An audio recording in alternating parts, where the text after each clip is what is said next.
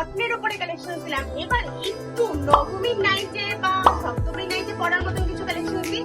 চলো, এই যাচ্ছে দুটো পিস, দেখে নাও। ফুল টাই ডাইয়ের উপরে কিন্তু পিস রয়েছে, এবং পিসটা কেন বললাম নবমীর নাইট বা সপ্তমীর নাইট বা অষ্টমীর নাইটে পরার জন্য, দেখো হালকা কিন্তু সিকোয়েন্সের পুরো কাজ রয়েছে। জানি না ক্যামেরাতে কতটুকু স্পষ্ট, বাট ভীষণ গর্জিয়াস পিসটা।